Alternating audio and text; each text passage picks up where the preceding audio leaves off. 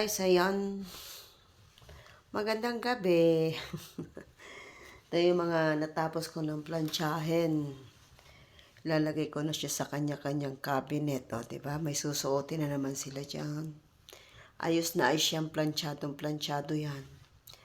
Yung cabinet nila, inayos ko kahapon yun. Nang salansa. No? Tingnan natin ngayon kung pagbukas natin ganun pa rin. Diba? Dito hanggat gising ang amo, hanggat gising sila, hindi ka pwedeng magpahinga. Nakakapagod.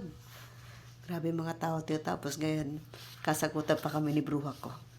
Kasi may hinahanap siya. Hinahanap niya. Sabi niya sa akin, give me fire. Give me fire. Yung parang lighter. Tawag niya dun eh.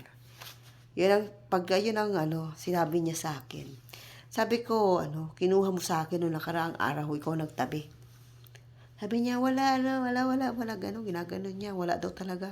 Sabi ko, kinuha mo, wala dito sa baba. Tapos galit na siya, para nagadabog na siya. Muwaba. Sabi niya, ito, yung palang lagayan ng lagayan ng pausok, yung stand, ano ba tawag doon? Lagayan ng tawag doon, basta yung lagayan, hindi yung lighter. Sabi niya, ito, gano'n, padabog. Away kami ng amo ko. Talo kami, parang galit siya.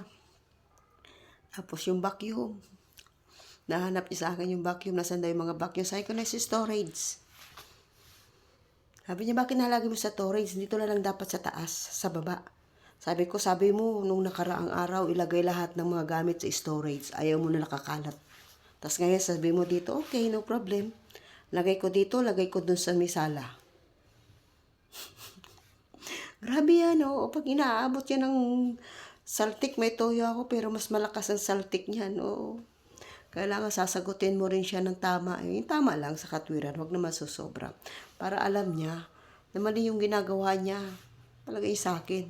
Hindi porke pinapasahod niya ako Ganon-ganon na niya ako May kasalanan pa siya sa akin, kasalanan. Tulad ng yung ngipin ko na yan, pinapastahan niya. Akala ko libre. Yung pala, kalta sa sahod ko, 1,500 yan, 1,500 real yan. Kaya pala nung nagpunta kami doon sa clinic, yes lang siya ng yes. Pagdating na sweldo ko, may kalta, sabi niya, I cut the, ayun, yung nagastos daw sa pasta ko, 1,500, so 3 cut yun. Kasi 500 ang pinakakaltas ko. Grabe yan, gagaling nga amo ko pagdating sa pera, mautak talaga yan. Mautak. Dinagdagan nga ako ng sahod. May kaltas naman ako every month. 500. Diyos mio, santo. Kung alam ko lang na akong gagastos sa pasta ko, hinintay ko lang umuwi ako ng Pilipinas at yan na lang ako nagpagawa ng ngipin. Grabe yan. Akala ko prank lang pala. Ay, nako. Kaya, sabi ko, konting-konting tiis na lang. Konting tiis na lang. Malapit na kitang iwan. Naumay na talaga ako. Nauubos na yung pasensya ko ba. Baka hindi ako makapagtimpe magsagutan pa kami ng bonggang-bongga, di ba? Pero hanggat kaya magtimpe. Pero pag kailangan kasi ilabas mo rin yung nasa loob mo kasi atakihin ka sa puso, isasabog ka rin, ikaw rin magdadala.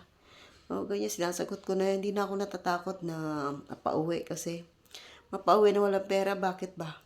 Sanay ako sa hirap. Sanay ako magbanat ng buto. Sanay ako nung wala. At ako ngayon pa ba ako matakot? Malalaki na yung mga anak ko. May apo na nga May nagtatrabaho na. Diba? Isa na lang. Diba? Kaya ko na yan.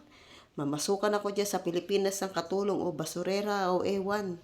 Hindi ako natatakot kasi galing ako sa hirap. Sanay ako sa hirap. Kaya pinipigil-pigilan ko lang ba yung sarili ko. Ang sarap baga sagutin ko, ayaw mo na sa akin, bili mo ako ng ticket, hindi yung dinadabog-dabugan mo ako. Yung ganyan yan, pag inaaway ng asawa niya sa akin, binubuntun, ewan ko. Hindi na naman siguro na bang-bang. Bang-bang. Sige na nga.